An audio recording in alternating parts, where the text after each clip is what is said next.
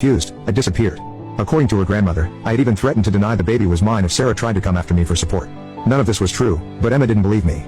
After several more messages back and forth, Emma agreed to meet me at a coffee shop downtown. She said she wanted to look me in the eye and tell me exactly what she thought of me. The meeting was scheduled for a Saturday afternoon. I got there 30 minutes early and sat in my car in the parking lot.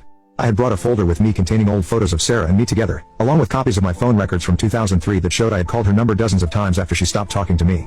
Emma walked into the coffee shop exactly on time. I recognized her immediately. She looked exactly like Sarah did at that age. Same dark hair, same brown eyes, same way of walking with her shoulders straight and her chin up. Seeing her was like seeing a ghost. She sat down across from me and immediately started talking. She told me about her childhood, about how her grandmother had explained that her father was someone who couldn't handle responsibility. She talked about school events where other kids had their fathers and she had to explain why hers wasn't there. She mentioned how her grandmother had to work 2 jobs after Sarah died because there was no child support coming from anywhere. I tried to show her the photos and phone records, but she pushed them away.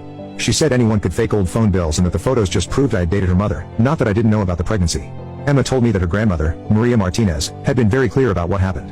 According to Maria, I had told Sarah to handle the situation herself and that I wasn't ready to be tied down by a baby.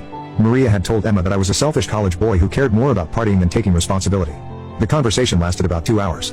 Emma did most of the talking. She told me about her grades, her scholarships, her plans for graduate school. She made it clear that she had accomplished everything without me and that she didn't need me now. She said she had only contacted me to let me know that she had survived despite my abandonment. When she got up to leave, Emma looked me straight in the eye and said she was glad I hadn't been around to mess up her life the way I had messed up her mother's. Then she walked out.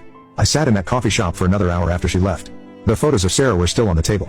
In one of them, we were at a carnival and Sarah was laughing at something I had said. She looked so happy. I couldn't understand how the woman in that photo had become someone who would tell her family that I had abandoned her.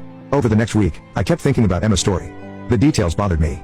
If Sarah had told her family that I knew about the pregnancy and left, why hadn't anyone tried to contact me? Why hadn't Sarah or her parents ever asked me for child support? If they really believed I was the father and that I had run away